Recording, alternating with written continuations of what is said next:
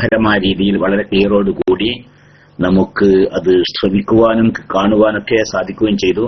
നമ്മുടെ ബഹുമാനപ്പെട്ട നൂറുദ്ദീൻ തങ്ങളുടെ നേതൃത്വത്തിലുള്ള നമ്മുടെ ലൈവ് ടീം അംഗങ്ങൾ, ബഹുമാനപ്പെട്ട ഇസ്ഹാഖ് മഞ്ചേരി, അതുപോലെ തന്നെ മുബാറക് അടവണ്ണപ്പാറ, അസീസ് മാനി പോലെയുള്ള, അതുപോലെ തന്നെ നമ്മുടെ ഒറ്റപ്പാലുണ്ടല്ലോ, ഒറ്റപ്പാലാണ് മറ്റേ ഷിഹാബ് അല്ലല്ലേ, എന്താ കുട്ടിയുടെ പേര്, ഒറ്റപ്പാലം, അങ്ങനൊക്കെ ഉള്ള എല്ലാവരും, സ്വാലിഹ് ഒറ്റപ്പാലം പോലെയുള്ള എല്ലാവരും അവിടെ വളരെ സജീവമായി തന്നെ നമുക്ക് പരിപാടിയൊക്കെ വളരെ മനോഹരമായ രീതിയിൽ എത്തിച്ചെന്നു. അല്ലാഹു സുബ്ഹാനഹു വ തആല അവന്റെ ദീനിനുള്ള ഒരു ഖിദ്മത്തായി ഇത് ഖബൂൽ ചെയ്യട്ടെ.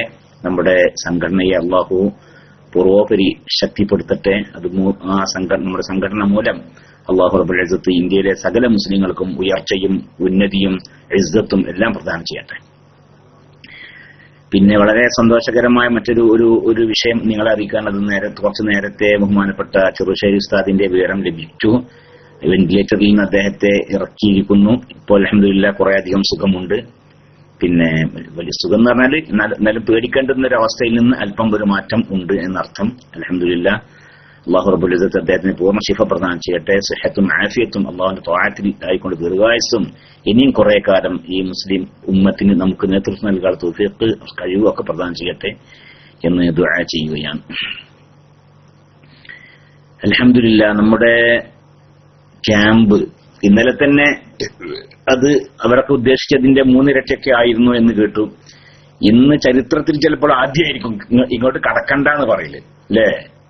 ക്യാമ്പിൽ സജ്ജീകരിച്ച എല്ലാ സജ്ജീകരണങ്ങളും പിന്നെ പൂർത്തിയായി. അതിന്റെ പുറമെ സ്ഥലങ്ങളൊക്കെ നിറഞ്ഞു കവിഞ്ഞു.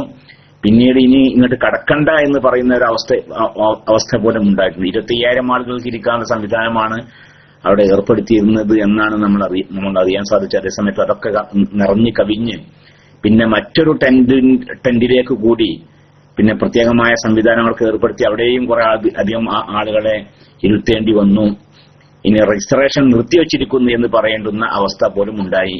ഇനി വരുന്ന ആളുകൾക്ക് അവിടെയും ഇവിടെയൊക്കെ ഇരിക്കാം, പക്ഷെ ഭക്ഷണം ഉണ്ടാവുകയില്ല, അല്ലെ എന്നൊക്കെ പറയേണ്ടുന്ന ഒരു അവസ്ഥയിലേക്ക് എത്തിയിട്ടുണ്ട്, അല്ലെ? അൽഹംദുലില്ലാഹ്. അപ്പൊ എന്ന് വെച്ചാൽ നമ്മൾ ഇതുവരെയൊക്കെ നടന്ന പരിപാടികൾ അതിന്റെ സംഘാടകർ പ്രതീക്ഷിച്ചതിന്റെ എത്രയോ ഇരട്ടി ആയിട്ടുണ്ട്. അപ്പൊ ഇനിയിപ്പോ ഈ മറ്റന്നാളത്തെ സമ്മേളനം എന്തൊക്കെ ആണാവോ, അല്ലെ? 1.5 കിലോമീറ്റർ വിസ്താരമുള്ള പിന്നെ സ്ഥലമാണ് ഏർപ്പെടുത്തിയിട്ടുള്ളത് ആലപ്പുഴ കടപ്പുറത്ത്. 1.5 കിലോമീറ്റർ വിസ്താരമുള്ള ഒരു ഗ്രൗണ്ടിനെ കുറിച്ച് നിങ്ങൾ ചിന്തിച്ചു നോക്കി. അത്ര വിശാലമായ ആലപ്പുഴ കടപ്പുറത്ത്. കേരളത്തിലെ കടപ്പുറ പ്രദേശങ്ങളിൽ കുറെ വിശാലമായ ഒരു കടപ്പുറ പ്രദേശമാണത്രേ ആലപ്പുഴ. അവിടെയാണ് സംവിധാനിച്ചിട്ടുള്ളത്. അല്ലാഹു സുബ്ഹാനഹു വ തആല എല്ലാം വിജയിപ്പിച്ചു തരട്ടെ. അല്ലാഹു ഈ എല്ലാം വളരെ ഭംഗിയാക്കി തരട്ടെ. യാതൊരു അപകടങ്ങളിലും വിഷമത്തിലും ബുദ്ധിമുട്ടിലൊന്നും ആരെയും പെടുത്താതിരിക്കട്ടെ എന്ന് ദുആ ചെയ്യാം. പിന്നെ മൻസൂർ അലി എന്താ റൈസാൻഡ് ഇത് മൈക്കുവാണോ? മൻസൂർ അലി മൈക്കുവാണോ? മൻസൂർ അലി മൈക്കിന് വേണ്ടി റൈസാൻഡ് ചെയ്താണോ? വേണ്ടല്ലേ. പിന്നെ എല്ലാം വളരെ ഭംഗിയായി. നമ്മുടെ ഇന്ത്യ എന്ന് പറയുന്ന, അല്ലെ, നമ്മുടെ രാജ്യം, നമ്മുടെ ഇന്ത്യനേക്കാളും കുറച്ചുകൂടി മനോഹരമായിട്ടുണ്ട് നമ്മുടെ രാജ്യം എന്ന് പറയുന്ന ആ ശീർഷകത്തിന്, അതായത് ഒരു പ്രത്യേകമായ ഒരു മമത, ഒരു സ്നേഹം രാജ്യത്തോട് നമ്മുടെ ഇന്ത്യ എന്ന് പറയുന്നതിനേക്കാളും കൂടും നമ്മുടെ രാജ്യം എന്ന് പറയുമ്പോൾ, അല്ലെ? അങ്ങനെയുള്ളൊരു ശീർഷകത്തിൽ നടന്ന ഒരു പരിപാടിയാണ് അല്പം മുമ്പ് അവസാനിച്ചത്.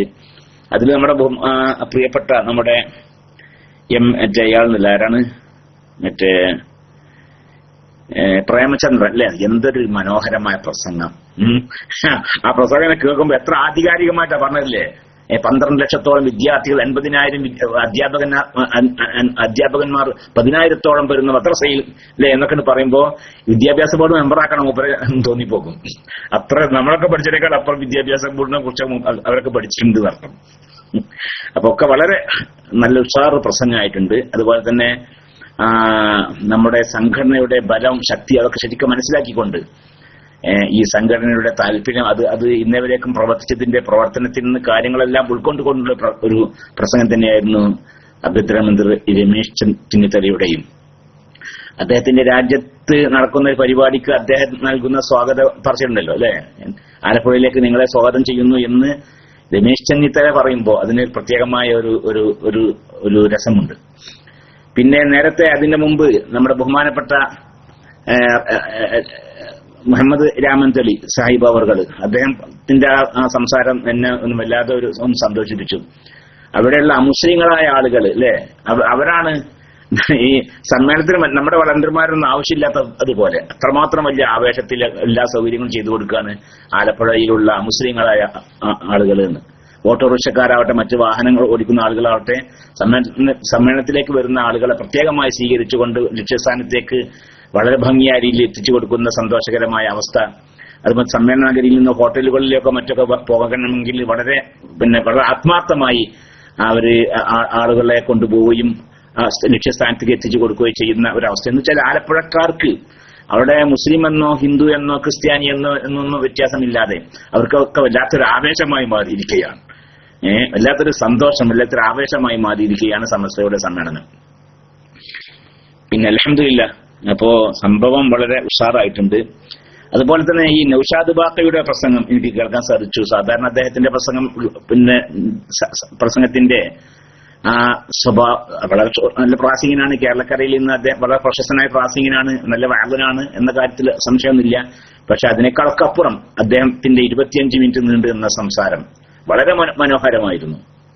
വളരെ മനോഹരം. അദ്ദേഹം സംസാരിക്കുമ്പോൾ തന്നെ ഒരു നല്ലൊരു ആത്മാർത്ഥത അല്ലെ, തളം കെട്ടി നിൽക്കുന്ന രീതിയിലുള്ള ഒരു സമസ്തക്ക് തെക്കൻ ഭാഗത്തേക്ക് കൂടുതൽ അതിന്റെ പ്രവർത്തനം വ്യാപിപ്പിക്കുന്ന വിഷയത്തിൽ വളരെയധികം പ്രോത്സാഹനം നൽകുന്ന രീതിയിലുള്ള ഒരു പ്രസംഗമാണ് ബഹുമാനപ്പെട്ട നമ്മുടെ നൗഷാദ് ബാഖവി അദ്ദേഹം നടത്തിയത്.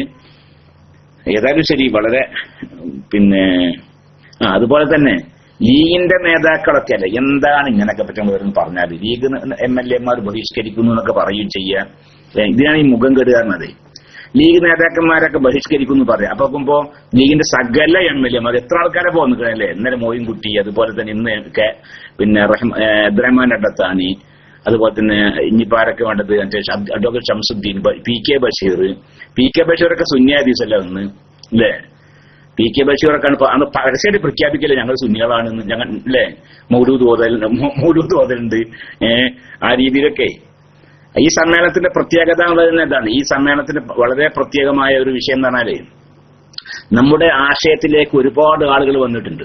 നമ്മുടെ ആശയത്തിലേക്ക് ബഹുമാനപ്പെട്ട സമസ്ത കേരള ജമിയത്തുൽ ഉലമയെ സ്നേഹിക്കാൻ തുടങ്ങിയിട്ടുണ്ട്. സമസ്തന്റെ വിരോധികളായ ആളുകൾ പോലെ ജമാഅത്തുകാരൊക്കെ ബഹുമാനിക്കാനും സ്നേഹിക്കാനും തുടങ്ങിയിട്ടുണ്ട്. എന്റെ പ്രിയപ്പെട്ട മറുഭാഗത്തുള്ള ആളുകളോട് പറയാണ്, ജമാഅത്ത് ഇസ്ലാമിയൊക്കെ സമസ്ത കേരള ജമിയത്തുൽ ഉലമയുടെ സമ്മേളനത്തിന് ആശംസകൾ അറിയിച്ചുകൊണ്ട് ബോർഡ് വെക്കാനൊക്കെ തുടങ്ങിയിട്ടുണ്ട്. ഏത് ആശംസ എന്ന് പറഞ്ഞില്ല നിങ്ങൾ റിഫായ് മൗലൂദ് ഇങ്ങനെ ഒരു സമ്മേളനം കിട്ടുന്നുണ്ടെങ്കിൽ 10,000-കണക്കിൽ ആളുകൾ പങ്കെടുത്തുകൊണ്ടുള്ള റിഫായ് മൗലൂദ് ഓതുക, 10,000-കണക്കിൽ ആളുകൾ പങ്കെടുത്തുള്ള ബദർ മൗലൂദ് ഓതുക, ബദർ ബൈത്ത് ചെല്ലുക പോലെയുള്ള കാര്യങ്ങളൊക്കെ നടക്കുന്ന സമ്മേളനം. ആ സമ്മേളനത്തിന് ജമാഅത്തെ ഇസ്ലാമി, അതുപോലെ തന്നെ ഇനി എന്താ മറ്റേ പേരുണ്ടല്ലോ SDPI അതുപോലെ തന്നെ ഇനി മറ്റേ ഈ ജമാഅത്ത് ഇസ്ലാമിന്റെ സോളിഡാരിറ്റി പോലെയുള്ള സംഘടനകളൊക്കെ സമസ്തയുടെ ഈ ബദർ മൗലൂദ് ചൊല്ലിക്കൊണ്ടുള്ള, ഈ ബദർ ബൈത്ത് ചൊല്ലിക്കൊണ്ടുള്ള, റിഫായ് മൗലൂദ് ഓതിക്കൊണ്ടുള്ള സമ്മേളനത്തിന് ആശംസകൾ നേരുന്നു എന്ന് പറയുമ്പോ ആശംസകൾ നേരുന്നു എന്ന് പറയുമ്പോ അതിന്റെ പ്രത്യേകതയും നിങ്ങൾ ഒന്ന് ചിന്തിച്ചു നോക്കി. അപ്പൊ അതാണ് പറഞ്ഞത്, നമ്മുടെ എതിരാളികളൊക്കെ നമ്മുടെ ആശയത്തിലേക്ക് വരികയും അവർ നമ്മുടെ പ്രവർത്തനങ്ങളെ അംഗീകരിക്കുകയും അവർ നമ്മെ അങ്ങേറ്റം ബഹുമാനിക്കാൻ തുടങ്ങിയിട്ടുണ്ട്. അതുപോലെ ഡിവൈഎഫ്ഐന്റെ ആശംസകൾ അറിയിച്ചുകൊണ്ടുള്ള ധാരാളം ബോർഡുകൾ. എന്ന് വെച്ചാൽ തെക്കൻ ഈ ആലപ്പുഴയിലേക്ക് സമസ്തയുടെ സമ്മേളനം വരുന്നു അറിഞ്ഞപ്പോഴേക്കും ആ ഭാഗത്തുള്ള സകല മനുഷ്യന്മാരും ആഹ്ലാദിച്ച് തുള്ളാൻ തുടങ്ങിയിട്ടുണ്ട് അർത്ഥം. നമ്മളെക്കാളും വലിയധികം സന്തോഷവും ആഹ്ലാദവും മറ്റു പ്രസ്ഥാനങ്ങളുടെ ആളുകൾക്ക്. അപ്പൊ അങ്ങനെയുള്ള വളരെ സന്തോഷകരമായ ഒരു അവസ്ഥ ആണ് ഉണ്ടായിട്ടുള്ളത്. സാധാരണ മറ്റുള്ള ചില ആളുകളൊക്കെ സമ്മേളനം നടത്താറുണ്ട് അല്ലെ. അവരൊക്കെ സമ്മേളനം നടത്തുന്നതിനെ കുറിച്ചൊക്കെ നമ്മൾ അറിഞ്ഞു. പലരും പറയാറുണ്ട് നിസ്കാരത്തിന് ശേഷമുള്ള ദ്വാകളൊക്കെ നിർത്തിവെക്കുക, അതുപോലെ തന്നെ അങ്ങനെ പലതും നിർത്തിവെക്കുക, മറ്റൊരു കാണുന്നത് കണ്ടാൽ വിഷമല്ലേ ബുദ്ധിമുട്ടല്ലേ എന്നൊക്കെ മനസ്സിലാക്കി. നമ്മളതൊന്നല്ല, നമ്മളിപ്പോ ജമാഅത്ത് ഇസ്ലാമിക്കാരൊക്കെ ആശംസകൾ നേരുമ്പോൾ അവർ വരുന്നുണ്ട് എന്ന കാര്യമ്പോൾ നമ്മൾ സാധാരണ ഇല്ലാത്തതിനേക്കാളും കുറച്ചും കൂടി കൂട്ടിക്കുക. സാധാരണ സമ്മേളനങ്ങളിൽ, നമ്മുടെ സമ്മേളനങ്ങളിൽ പിന്നെ മൗലൂദ് ഉണ്ടാവാറില്ല അങ്ങനെ. കാരണം അങ്ങനെ ഒരു സമ്മേളനം വരുമ്പോ അങ്ങനത്തെ ഒരു സ്വഭാവത്തിലുള്ള അല്ലല്ലോ. പിന്നെ അത് ഇപ്പൊ അടുത്ത കാലത്ത് തൊട്ട് നമ്മൾ മജ്ലിസുനൂർ നടത്താൻ തുടങ്ങിയിട്ടുണ്ട്, ബദർ ബൈത്ത് ചെല്ലാനൊക്കെ തുടങ്ങിയിട്ടുണ്ട്. എന്നാൽ ഇന്ന് അതിനേക്കാളും അപ്പുറമാണ്. ഇന്ന് റിഫാഇ മൗലൂദ് ഓതിക്കൊണ്ടാണ് ഒരു ദിവസത്തിന്റെ സമാപനം കുറിച്ചത്. അപ്പോ നമ്മള് മറ്റുള്ളവർ പ്രശംസിക്കുന്നു എന്ന് അതുകൊണ്ട് നമ്മൾ അവരിലേക്ക് അങ്ങോട്ട് അടുക്കല്ല. പിന്നെയോ നമ്മുടെ പരിപാടിയുടെ ശക്തി കൂട്ടുകയാണുള്ളത്. ഇവിടെ ശക്തി കൂട്ടുകയാണ് നമ്മൾ ചെയ്യുന്നത്. അപ്പൊ ഏതായാലും വളരെ സന്തോഷകരമായ ഒരു രീതിയിലാണ് നമ്മുടെ സമ്മേളനത്തിന്റെ രണ്ടാമത്തെ ദിവസമായി ഇന്ന് പരിപാടികൾ സമാപിച്ചിട്ടുള്ള. ഇൻഷാ അല്ലാഹ് നാളെയുമുണ്ട്, അതുപോലെ തന്നെ മറ്റന്നാളും ആണ് സമാപനം. അല്ലാഹു സുബ്ഹാനഹു വ തആല എല്ലാം വളരെ ഭംഗിയാക്കി തരട്ടെ എന്ന് ദുആ ചെയ്യാൻ മറ്റുള്ള ആളുകളൊക്കെ മൈക്കിലേക്ക് പിന്നെ ക്ഷണിക്കുകയാണ്. ആരെങ്കിലും മറ്റുള്ള ആളുകളൊക്കെ മൈക്കിലേക്ക് വരണം. എന്താണ് ആരും വരാത്തതൊന്നുമില്ല. ബഹുമാനപ്പെട്ട MT ദാരിമിയൊന്നും പോയിട്ടില്ലല്ലോ. ഞാനിങ്ങനെ പണ്ടൊരിക്കൽ ഒരു സമ്മേളനത്തിന്, ഒരു സമ്മേളനത്തിന്റെ ആ ഗ്രൗണ്ടിലേക്കൊന്നും കടക്കാൻ തന്നെ പറ്റണില്ല. അത്രമാത്രം വലിയൊരു സമ്മേളനമാണ്. അന്ന് നമ്മുടെ ബഹുമാനപ്പെട്ട CK കൈമലശ്ശേരി അന്ന് സംഭവം, ഞാൻ വരുന്ന സമയത്ത് നമ്മുടെ അങ്ങാടികളിലൊക്കെ ആളുകളൊക്കെ സാധാരണ തിക്കും തിരക്കൊക്കെ ഇന്നും ഉണ്ട്. എല്ലാ കടകളും തുറന്നിട്ടുണ്ട്. നമ്മുടെ നാട്ടിലൊക്കെ ഉള്ള ആളുകളൊക്കെ അവിടെ തന്നെ ഉണ്ട്. അപ്പൊ ഞാനിങ്ങനെ വിചാരിച്ച് പടച്ചറബേ സമ്മേളനത്തിൽ ആളൊന്നും ഉണ്ടാവൂല. ഇവിടെ നോക്കുമ്പോൾ സമ്മേളനകരിക്ക് കടക്കാനാണ് സാധിക്കണില്ല. അപ്പൊ എന്താ സംഭവം അല്ലേ? നമ്മുടെ ആളുകളിൽ സമസ്ത കേരള ജമിഅത്തുൽ ഉലമയുടെ ആശയക്കാരായ അതിനെ സ്നേഹിക്കുന്ന ആളുകൾ, അതിനെ സ്നേഹിക്കുന്ന ആളുകളിൽ നിന്ന് ഒരു 10% പോലും സമ്മേളനകരിലേക്ക് എത്തൂല, പൊതുസമ്മേളനത്തിന് എത്തൂല. എന്നാലും പൊതുസമ്മേളനങ്ങൾ വമ്പിച്ച വിജയമായിരിക്കും. അങ്ങോട്ട് എടുക്കാൻ പോലും സാധിക്കാത്തത്ര വലിയ വിജയമായിരിക്കും. അപ്പൊ അതിന്റെ അർത്ഥം വലിയ ഒരു കെട്ടുറപ്പുള്ള വലിയ ജനപങ്കാളിത്തമുള്ള ഒരു വലിയ പ്രസ്ഥാനമാണ് സമസ്താന. അതേസമയത്ത് മറുവിഭാഗം നടത്തുന്ന സമയത്ത് സമ്മേളനം നടത്തുമ്പോൾ അവരുടെ ഒരു അനുഭാവിയെയോ പോലും എവിടെയും കാണൂല. നാട്ടിലൊന്നും ഒരു മനുഷ്യനെ കാണൂല. സകല ആൾക്കാർ പോയിട്ടുണ്ടാവും. അപ്പൊ അതാണ് അത്ര വലിയ ഒരു അടിത്തറ ഉള്ള, ജനകീയ അടിത്തറയുള്ള വലിയൊരു പ്രസ്ഥാനമാണ് ബഹുമാനപ്പെട്ട സമസ്ത കേരള ജമിഅത്തുൽ ഉലമ. അല്ലാഹു സുബ്ഹാനഹു വ തആല അതിനെ ഇനിയും കൂടുതൽ ശക്തിപ്പെടുത്തട്ടെ. ഉദ്ഘാടന സമ്മേളനത്തിൽ ബഹുമാനപ്പെട്ട MT ഉസ്താദ് പറഞ്ഞതുപോലെ ഇതിന്റെ സമസ്ത തുടങ്ങാനുണ്ടായ ആവശ്യം, അത് തുടങ്ങുമ്പോൾ ഉണ്ടായിരുന്ന കേരളത്തിന്റെ അവസ്ഥ ഉണ്ടല്ലോ, ഒരു നിർബന്ധ സാഹചര്യത്തിലാണ് നമ്മൾ ആ സംഘടന രൂപീകരിച്ചിട്ട് പ്രവർത്തനം തുടങ്ങുന്നത്. അതേ പിന്നെ ഒരു അവസ്ഥയാണ് ഇന്ന് കേരളമല്ലാത്ത മറ്റു സംസ്ഥാനങ്ങളിലുള്ളത്. അതുകൊണ്ട് ഈ നമ്മുടെ സംഘടനാ പ്രവർത്തനത്തിന്റെ വ്യാപ്തി മറ്റുള്ള സംസ്ഥാനങ്ങളിലേക്ക് കൂടി വ്യാപിപ്പിക്കേണ്ടതുണ്ട്. അതിന്റെ എന്ന് ബഹുമാനപ്പെട്ട MT ഉസ്താദ് പറയുകയുണ്ടായി. അല്ലാഹു സുബ്ഹാനഹു വ തആല നമുക്ക് തൗഫീഖ് പ്രദാനം ചെയ്യട്ടെ എന്ന് ദുആ ചെയ്യുകയാണ്. പിന്നെ മറ്റൊരു എന്താണ്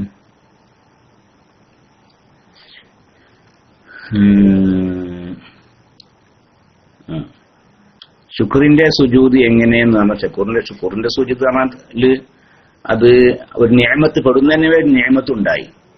നമുക്ക് ഒരു നിഅമത്ത് പെടുന്നതിനെ ഉണ്ടായി. അതിലൊരു ആപത്ത്, ഒരു പെട്ടെന്നൊരു മുസീബത്ത് തട്ടിപ്പോയി. നാം അകപ്പെട്ടിരുന്ന ഒരു മുസീബത്തിന് പെട്ടെന്ന് നാം അവിചാരിതമായ രീതിയിൽ നമ്മൾ എന്ത് ചെയ്തു? രക്ഷപ്പെട്ടു.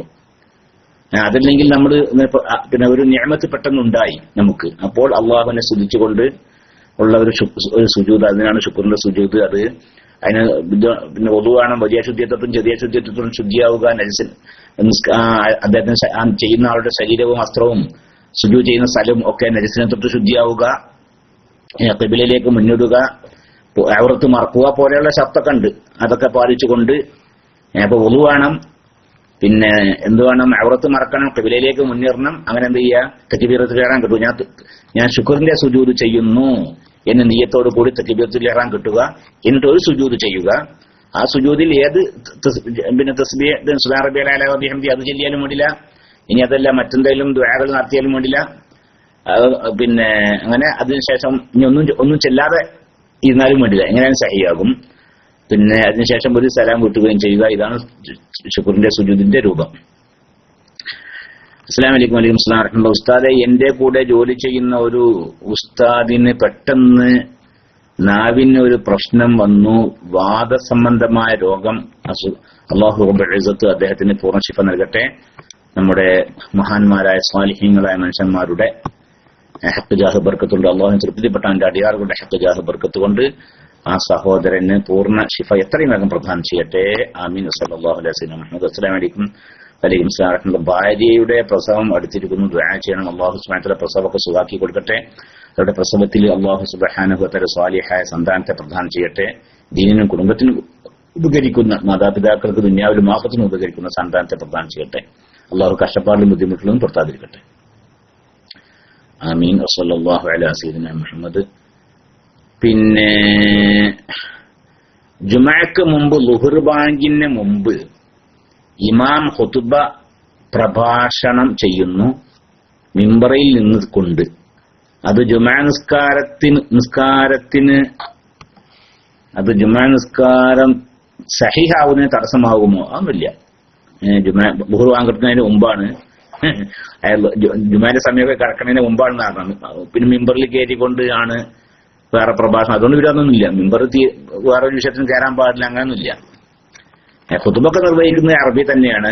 പക്ഷെ ളുഹറിന്റെ മുമ്പായിക്കൊണ്ട് മിമ്പറിൽ കയറിക്കൊണ്ട് കുറച്ച് ഉപദേശങ്ങളൊക്കെ നൽകുന്നു. അതുകൊണ്ട് ജുമാ സഹിയാവാതിരിക്കുമോ എന്നാണ് ചോദ്യം. സഹിയാതിരിക്കൂല, സഹിയാകും എന്നാണ് അതിനുള്ള മറുപടി. പിന്നെ അസ്സലാമു അലൈക്കും. വലൈക്കും അസ്സലാം വറഹ്മത്തുള്ളാഹി. ഉസ്താദ്, ഞാൻ ദുബായിലാണ്. വരുന്ന ബുധനാഴ്ച എന്റെ ഡ്രൈവിംഗ് ടെസ്റ്റ് ആണ്. പാസ്സാവാൻ ദുആ ചെയ്യണം. അല്ലാഹു സുബ്ഹാനഹു വ തആല വിജയം നൽകട്ടെ. അല്ലാഹു നിങ്ങളെ ഡ്രൈവിംഗ് ടെസ്റ്റിൽ എത്രയും വേഗം വിജയിപ്പിക്കട്ടെ. അല്ലാഹു സുബ്ഹാനഹു വ തആല ഖൈറും ബർക്കത്തും പ്രദാനം ചെയ്യട്ടെ. ആമീൻ. അസ്സലാമു അലൈക്കും. വലൈക്കും അസ്സലാം വറഹ്മത്തുള്ളാഹി. ഹിജ്റുൽ ഇസ്മായിലിനെ കുറിച്ച് വിശദീകരിക്കാമോ? എന്താ വിശദീകരിക്കാൻ? നിങ്ങൾ കഅബ കണ്ടിട്ടില്ലേ? ആ കഅബന്റെ ഒരു വശത്ത് ഒരു പകുതി ചുമരിൽ ഒരു ഇങ്ങനെ കിട്ടിയിട്ട് കാണാം കുറച്ച് സ്ഥലം. അത് ആദ്യം കഅബയിൽ പെട്ടതായിരുന്നു. അത് ഒന്നാകെ കഅബയിൽ പെട്ടതായിരുന്നു. പിന്നീട് ഖുറൈശികൾ കഅബ പുതുക്കി പണിതപ്പോൾ പിന്നെ അവർക്ക് പൈസ തികഞ്ഞില്ല.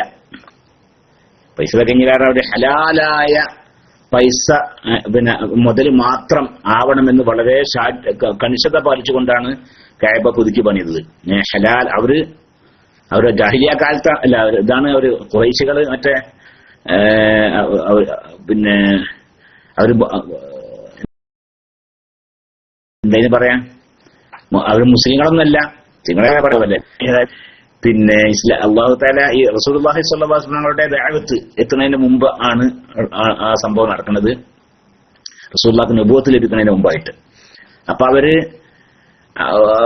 ശിർക്കൊക്കെ ചെയ്യുന്ന കൂട്ടരായിരുന്ന പല ആളുകളും വിഗ്രഹങ്ങൾക്കൊക്കെ ആരാധിച്ചിരുന്ന കൂട്ടരൊക്കെ തന്നെയാണ്. പക്ഷെ എന്നാലും അവരുടെ ആ ദീനനുസരിച്ച് അവരുടെ എന്തല്ലോ പിന്നെ ഹലാല അല്ല അല്ലേ എന്ന് തോന്നുന്ന പൈസ ഒന്നും അതിൽ കൂട്ടാതെ അവരുടെ നിഗമനം അനുസരിച്ച്, അവരുടെ വിശ്വാസം അനുസരിച്ച് ഹലാലായ മുതൽ മാത്രം ആവണം എന്ന നിർബന്ധ ബുദ്ധിയ ആണ് അവർ കഅബ പുതുക്കി പണിയണത്. ആ പൈസ കഴിഞ്ഞ് കുറെ കഴിഞ്ഞപ്പോൾ അതിന്റെ പൈസ കഴിഞ്ഞു. അപ്പൊ അവര് പിന്നെ ബാക്കിയുള്ള ഭാഗം പൂർത്തിയാക്കാതെ അങ്ങനെ ഒഴിച്ചിട്ടു. അതാണ് അവർ പകുതി ചുമരിൽ, അങ്ങനെ പകുതിയില്ല, കുറച്ച് ചുമര് പൂർണ്ണമായും വെക്കാതെ കുറച്ച് സ്ഥലം ഒഴിച്ചിട്ട് അതാണ് ഹിജ്ർ ഇസ്മായിൽ. അപ്പൊ അത് കഅബയിൽ പെട്ടതാണ്. അതിൽ കടന്ന് നിസ്കരിച്ച് നിൽക്കുക ഒരാള്, അതിലേക്ക് പ്രവേശിച്ചുകൊണ്ട് ഒരാൾ നിസ്കരിച്ചു. എന്നാൽ അവൻ കഅബന്റെ അകത്ത് നിസ്കരിച്ച പോലെ തന്നെയാണത്. അത് കഅബയുടെ ഉള്ളിൽ തന്നെയാണ്. അതിനേക്കാളും പ്രത്യേകമൊന്നുമില്ല. മറ്റുണ്ട് ചില ആൾക്ക് ഞാൻ കഅബന്റെ ഉള്ളിൽ കയറി എന്നൊക്കെ പറയുന്നുണ്ടല്ലോ അല്ലെ, കഅബന്റെ ഉള്ളിൽ കയറി നിസ്കരിച്ചു എന്നൊക്കെ. അതിന് പ്രത്യേകമൊന്നുമില്ല. അത് ഈ ഹിജ്ർ ഇസ്മായിലിന്റെ അതേ ഉള്ളിൽ ഉള്ളതിന്റെ അതേ പുണ്യം തന്നെയാണ് പിന്നെ മറ്റേതിന്റെ ഉള്ളിലുള്ളത്. രണ്ടും കഅബന്റെ ഉള്ളിൽ തന്നെയാണ്. പിന്നെ ഉപ്പ മരിക്കുമ്പോൾ പല വസിയത്ത് പറഞ്ഞ കൂട്ടത്തിൽ സ്വത്തുക്കൾ ആണിനും പെണ്ണിനും തുല്യമായി ഭാഗിക്കണം എന്ന് പറഞ്ഞിരുന്നു. അത് സഹിയാകുമോ? അതിന്റെ വിധി എന്താണ്? ഉപ്പാക്ക് വസിയത്ത് അങ്ങനെ ചെയ്യാൻ പറ്റൂല. വസിയത്ത് ഒന്നിനേക്കാൾ അപ്പുറം ആയാൽ പറ്റുകയില്ല. അതേസമയത്ത് ഉപ്പാന്റെ ഹയാത്ത് കാലത്ത് വസിയത്തൊന്നുമില്ലാതെ ഉപ്പാന്റെ ഹയാത്ത് കാലത്ത് തന്നെ എന്ത് ചെയ്ത് ഉപ്പാന്റെ സ്വത്ത് ആണുങ്ങൾക്കും പെണ്ണുങ്ങൾക്കും ഒരേ രീതി ഒരു ചെയ്ത് കൊടുത്തു നിൽക്കുക. എന്നിട്ട് അത് വിരോധമുള്ള കാര്യമല്ല. ഉപ്പാന്റെ ഹയാത്ത് കാലത്ത് എന്ത് ചെയ്യാണ്, ഇപ്പൊ ഒരിച്ചു കൊടുക്കുകയാണ് പെൺകുട്ടികൾക്കും ആൺകുട്ടികൾക്കും സമമായിട്ട്. എന്നാൽ അത് വിരോധമുള്ള കാര്യമില്ല. എന്ന് മാത്രമല്ല, ആണിന്റെയും പെണ്ണിന്റെ ഇടയിൽ ഹയാത്ത് കാലത്ത് ഉപ്പ സ്വത്ത് കൊടുക്കുമ്പോ, ഉപ്പയാവട്ടെ ഉമ്മയാവട്ടെ മക്കൾക്ക് ഹയാത്ത് കാലത്ത് സ്വത്ത് കൊടുക്കുമ്പോൾ വിവേചനം കാണിക്കൽ കറാഹത്താണ്. അപ്പോൾ ഏറ്റവും നല്ലത് ആണിനും പെണ്ണിനൊക്കെ ഒന്നിച്ച് ഒരേ നിലക്ക് കൊടുക്കുകയാണ് പിന്നെ ഏറ്റവും നല്ലത് ഉപ്പാന്റെ ഹയാത്ത് കാലത്ത്. അതേസമയത്ത് വസിയത്ത് ചെയ്യുമ്പോൾ അങ്ങനെ പറ്റൂല. വസിയത്ത് ചെയ്യുമ്പോൾ, വസിയത്ത് ചെയ്യാൻ എന്റെ മരണശേഷം ഇങ്ങനെ ചെയ്യണമെന്ന് പറയാനുള്ളത്, അതാണ് വസിയത്ത്. ആ വസിയത്ത് ചെയ്യുമ്പോൾ എന്ത് വേണം, അത് 1/3 ഓഹരിയേക്കാളും അപ്പുറം ഉള്ള സ്വത്തിൽ വസിയത്ത് നടപ്പിലാവുകയില്ല. പിന്നെ ഇനിയിപ്പോ ആമക്കളും പെൺകുട്ടികളൊക്കെ പാടെ എന്ത് ചെയ്ത് അല്ലെ, ലഭിക്കാനുള്ള ആളുകള് സമ്പൂർണമായി തൃപ്തിയോടുകൂടി ആ രീതിയിൽ ഓരിച്ചെടുത്തു നോക്കുക, എന്ന വിരോധമൊന്നുമില്ല. ആൺകുട്ടികളും പെൺകുട്ടികളൊക്കെ എന്ത് ചെയ്ത് അവര് നല്ല തൃപ്തിയോടുകൂടി സഹോദരന്മാരൊക്കെ തീരുമാനിച്ചു നമ്മുടെ പങ്ങന്മാർക്ക് നമുക്ക് കൊല്ലം കൊടുക്കുക എന്ന് പറഞ്ഞു നിൽക്കുക. ആ രീതിയിൽ പൂർണ്ണമായ സംതൃപ്തിയോടുകൂടി. എന്നാലത് വിരോധമുള്ള വിഷയമൊന്നല്ല. പിന്നെ അസ്സലാമു അലൈക്കും. വലൈക്കും അസ്സലാം വറഹ്മത്തുള്ളാഹി. ഉംറക്ക് പോകുന്നു, ദുആ ചെയ്യണം നമ്മൾ CH നാസർ പറയുന്നുണ്ട്. അല്ലാഹു സുബ്ഹാനഹു വ തആല തൗഫീഖ് പ്രദാനം ചെയ്യട്ടെ. ഒക്കെ അമലുകൾക്ക് അല്ലാഹു തആല ഖബൂൽ ചെയ്യട്ടെ. നിങ്ങൾ ഞങ്ങൾക്ക് വേണ്ടിയൊക്കെ ദുആ ചെയ്യണമെന്ന് ആവശ്യപ്പെടുകയാണ്. പിന്നെ തൗബാ സൂറത്ത് പൗദിയിൽ നിന്ന് ഓതുമ്പോൾ ബിസ്മി ചൊല്ലാമോ? വേണ്ട. തൗബാ സൂറത്ത് ഓതുമ്പോൾ പൗദിയിൽ നിന്നാവട്ടെ അല്ലെങ്കിൽ ഇടയിൽ നിന്നാവട്ടെ ബിസ്മി ചൊല്ലാതെ ഓതലാണ് സുന്നത്ത്. അസ്സലാമു അലൈക്കും. വലൈക്കും അസ്സലാം വറഹ്മത്തുള്ളാഹി. നിസ്കാരം ജംആക്കുന്നതിനെ കുറിച്ച് അല്പം പറയാമോ? മഗ്രിബ് നിസ്കാര സമയത്ത് യാത്ര ചെയ്യുമ്പോൾ ഇശായിലേക്ക് ജംഅ ആക്കാമോ? അത് പറ്റും. ഒരാൾ മഗ്രിബിന്റെ ശേഷമാണ് യാത്ര ചെയ്യുന്നത്, എന്നാലും ശരി, വീട്ടിൽ നിന്ന് ഇറങ്ങുന്നത് മഗ്രിബിന്റെ ശേഷമാണ് നിൽക്കുക. പക്ഷെ നിസ്കരിക്കുന്നത് എവിടെ? യാത്രയിൽ വെച്ചിട്ടാണ് നിസ്കരിക്കുന്നത് യാത്ര എന്ന് വെച്ചാൽ അയാളുടെ സ്വന്തം മഹല്ല് വിട്ട് കാണുന്നതിന് ശേഷം നിസ്കരിക്കുന്നത്. എന്നാൽ മഗ്രിബും ഇശായും കൂടി എന്ത് ചെയ്യാൻ ജംഅക്കാം. അതുപോലെ തന്നെ ളുഹർ ബാങ്ക് കൊടുത്തിക്കണ്, അതിനുശേഷമാണ് അവൻ വീട്ടിൽ നിന്ന് ഇറങ്ങുന്നത്. അപ്പൊ വീട്ടിൽ നിന്ന് നിസ്കരിക്കാതെ വഴിയിൽ വെച്ച് ളുഹറും അസ്റും കൂടി ജമാഅത്ത് നിസ്കരിക്കാൻ വിരോധമില്ല. പിന്നെ എന്താണ്, ഇത്രയും ചോദ്യങ്ങൾ തന്നെ ഉള്ളൂ. അപ്പോ എന്റെ സഹോദരന്മാർ, ഇനി വീട്ടിലെത്തിയ ഉടനെ ഇശായോട് കൂടെ മഗ്രിബ്, വീട്ടിലെത്തിയ ഉടനെ പറ്റൂലെന്നേ, എന്തെങ്കിലും ഇങ്ങനൊക്കെ. പിന്നെ വീട്ടിൽ എത്തിയ ഉടനെ, വീട്ടിൽ നിന്ന് ജമാക്കാൻ പറ്റൂല. യാത്രക്കാർക്കുള്ളതാണ് ഏത് ഈ ജമാ ഖസ്ർ എന്നൊക്കെ പറഞ്ഞാൽ യാത്രക്കാർക്കുള്ളതാണ്. വീട്ടിൽ നിന്ന് മാത്രമല്ല, നമ്മുടെ സ്വന്തം മഹലിലേക്ക്, നമ്മൾ താമസിക്കുന്ന മഹലുണ്ടല്ലോ, ആ മഹലിലേക്ക് എത്തിയതിനു ശേഷവും പറ്റുകയില്ല. നമ്മുടെ മഹലിന്റെ പുറത്തെ നമുക്ക് ജമാ ഖസ്റൊക്കെ ആക്കാൻ പറ്റുള്ളൂ. നമ്മുടെ മഹലിൽ നമ്മൾ യാത്രക്കാരല്ല. അപ്പോ നമ്മുടെ മഹലിന്റെ പുറത്ത്, മഹലിലേക്ക് എത്തുന്നതിന് മുമ്പ് ആണ്, നമ്മുടെ മഹലിലേക്ക് എത്തുന്നതിന് മുമ്പായിട്ട് നമ്മൾ എന്ത് ചെയ്തു, മഗ്രിബ് ഇശയും കൂടി ജമാഅത്ത് നിസ്കരിച്ചു, അല്ലെങ്കിൽ ളുഹർ അസ്ർ കൂടി ജമാഅത്ത് നിസ്കരിച്ചു നിൽക്കുക. എന്നാൽ ഇനി വീട്ടിലെത്തിയതിനു ശേഷം പിന്നെ മടക്കി നിസ്കരിക്കണം, അത് വേണ്ട. നമ്മളെന്ത് ചെയ്തിരുന്നു, മഗ്രിബിക്ക് ഇശയും കൂടി ജമാഅത്ത് നിസ്കരിച്ച് വഴിയിൽ വെച്ച്, പിന്നെ എത്തിയപ്പോ ഇശ ഖളാ ആയിട്ടില്ല, എന്നാൽ ഇശ ഒന്നും കൂടി മടക്കി നിസ്കരിക്കണം, വേണ്ട. അല്ലെങ്കിൽ ഇനി ഇശയുടെ സമയം തന്നെ ആയിട്ടില്ല, അതിന്റെ മുമ്പായിട്ട് നമ്മൾ വീട്ടിലേക്ക് എത്തിയിട്ടുണ്ട്. മഗ്രിബ് ഇശയും കൂടിയാണെങ്കിലോ വഴി വെച്ച് ജമാഅത്ത് നിസ്കരിച്ചിരുന്നു, പിന്നെ വീട്ടിലേക്ക് എത്തിയപ്പോകുമ്പോ ഇശ ആയിട്ടില്ല, വീട്ടിൽ നിന്ന് ഇരിക്കുന്ന സമയത്ത് ഇശ വാങ്ങി കൊടുക്കണത്, എന്നാലും ഇനി ഇശ നിസ്കരിക്കണം, വീണ്ടും മടക്കി നിസ്കരിക്കണം, വേണ്ട. പിന്നെ ജമാക്കുമ്പോൾ എത്ര ദിവസം? ജമാക്കുമ്പോ അങ്ങനത്തെ ദിവസത്തിന് കണക്കൊന്നുമില്ല. യാത്രക്കാർക്ക് ആ യാത്ര അവസാനിക്കുന്നവരേക്കും ജമാക്കാം. അത് എത്ര ദിവസം കഴിഞ്ഞിട്ട്, ഒരു കൊല്ലം കഴിഞ്ഞിട്ടാണ് ആള് ഒരു കൊല്ലം ആകെ യാത്ര ചെയ്യുന്നൊക്കെ, അന്നൊക്കെ ജമാക്കാം. ഇത് യാത്രക്കാര് ഒരു സ്ഥലത്ത് താമസിക്കാൻ കരുതി നിൽക്കുക, ഇങ്ങനെ യാത്ര പോവാണ്, അങ്ങനെ ഒരു സ്ഥലത്ത് 3 ദിവസം താമസിക്കാൻ കരുതി. എന്നാൽ ആ 3 ദിവസവും ആൾക്ക് എന്ത് ചെയ്യാം, ജമാക്കാം. എന്നാൽ 3 ദിവസത്തിനേക്കാളും അപ്പുറം താമസിക്കാൻ കരുതി നിൽക്കുക, 4 ദിവസം ഒരു സ്ഥലത്ത് താമസിക്കാൻ കരുതി. എന്നാൽ ആ കരുതിയോടെ മുതൽക്ക് തന്നെ എന്ത് പറ്റൂല, ഇനി ജമാ ഖസ്ർ ഒന്നാക്കാൻ പറ്റൂല. കരുതിയിട്ടില്ലെങ്കിലോ കരുതിയിട്ടില്ലെങ്കിൽ പിന്നെ അവിടെ 3 ദിവസം അവൻ എന്ത് ചെയ്യാം, ഇനി 3 ദിവസം താമസിക്കാൻ കരുതി, 3 ദിവസം ഒരു സ്ഥലത്ത് താമസിക്കാൻ കരുതി, എന്നാൽ ആ 3 ദിവസവും ഞാൻ എന്ത് ചെയ്യാം, ജമ്മം കസ്റക്കാക്കാം. 3 ദിവസത്തിനേക്കാളും കൂടുതൽ താമസിക്കാൻ കരുതിയാലോ ആ കരുതിയോടെ മുതൽക്ക് തന്നെ ആ 3 ദിവസം കഴിഞ്ഞിട്ടല്ല, ആ കരുതിയോടെ മുതൽക്ക് തന്നെ അവന് പിന്നെ ജമ്മം കസ്റൊന്നും ആക്കാൻ പറ്റുകയില്ല അല്ലേ. പിന്നെ അപ്പൊ ഇനി അത്രത്തിനുള്ളൂ. അള്ളാഹു സുബ്ഹാനഹു വ തആല പറഞ്ഞതും ചോദിച്ചതും കേട്ടതൊക്കെ അള്ളാഹു കബൂൽ ചെയ്യട്ടെ. ഇവരെ തെറ്റുകുറ്റങ്ങളൊക്കെ ഉണ്ടെങ്കിൽ അള്ളാഹു തആല പുറത്തു തരട്ടെ. അള്ളാഹു അവന്റെ ദീനനുസരിച്ച് ജീവിക്കാനുള്ള തൗഫീഖ് നമുക്ക് എല്ലാവർക്കും പ്രദാനം ചെയ്യട്ടെ. അള്ളാഹു ദുനിയാവിലും ആഖിറത്തിലും രക്ഷപ്പെട്ടവരിൽ നമ്മെ എല്ലാവരെയും ഉൾപ്പെടുത്തി തരട്ടെ. അള്ളാഹു നമ്മിൽപ്പെട്ട രോഗികൾക്കൊക്കെ പൂർണ്ണ ശിഫ പ്രദാനം ചെയ്യട്ടെ. അള്ളാഹുവിന്റെ ത്വാഅത്തിലായിക്കൊണ്ട് ശിഹത്തോടുകൂടി ആഫിയത്തോടുകൂടി ദീർഘായുസ്സ് പ്രദാനം ചെയ്യട്ടെ. ആമീൻ. സല്ലല്ലാഹു അലാ സയ്യിദിനാ മുഹമ്മദ് വഅലിഹി വസഹ്ബിഹി അജ്മഈൻ. അൽഹംദുലില്ലാഹി റബ്ബിൽ ആലമീൻ. കുറെ ഐഡികളുണ്ട്. അപ്പോ ഇനി ആളുകളൊക്കെ മൈക്കിലേക്ക് വരിക, എന്നിട്ട് സംസാരിക്കുക. ബഹുമാനപ്പെട്ട നമ്മുടെ ARCKP പോലെയുള്ള ആളുകളും കാര്യങ്ങളുണ്ടെങ്കിൽ, സൽമാൻ അസ്ഹരി പോലെയുള്ള ആളുകളൊക്കെ ഉണ്ടെങ്കിൽ മൈക്കിലേക്ക് വരണം. ചർച്ച നടത്താൻ ആളുകൾക്ക് എന്തെങ്കിലും ചോദിക്കാനൊക്കെ ഉണ്ടെങ്കിൽ, സംഘടനാപരമായി മറ്റൊക്കെ ചോദ്യം ചോദിക്കാനൊക്കെ ഉണ്ടെങ്കിൽ അതിന് മറുപടി നൽകണമെങ്കിൽ അതിന്റെ ആളുകളുമാണല്ലോ. എന്നോടൊക്കെ ചോദിച്ചിട്ട് അറിയില്ല, എനിക്ക് ഈ സംഘടനാപരമായ വിഷയമൊന്നും അങ്ങനെ അറിയില്ല. നമ്മുടെ സമത് ഫൈസിക്കൊക്കെ ആണെങ്കിൽ എല്ലാം അറിയാലേ, എല്ലാം അറിയാം. സംഘടന നേതാക്കളെ കുറിച്ചും അവരൊക്കെ ശരിക്കും പഠിച്ചിട്ടുണ്ട്. പിന്നെ അതുപോലെ തന്നെ ഇനി വേറെ ഉള്ള ആളുകൾ ഏതായാലും ശരി, എല്ലാവരും മൈക്കിലേക്ക് വരാം. ആശംസകൾ അറിയിച്ചുകൊണ്ടും ദുആ ചെയ്തുകൊണ്ടൊക്കെ നമുക്ക് അങ്ങും ഇങ്ങും ആ സന്തോഷം പങ്കുവെക്കാലോ. അതുകൊണ്ട് ഞാൻ മൈക്കിൽ റിസീവ് ചെയ്യാണ്. അസ്സലാമു അലൈക്കും വറഹ്മത്തുള്ളാഹി തആല വബറകാതുഹു.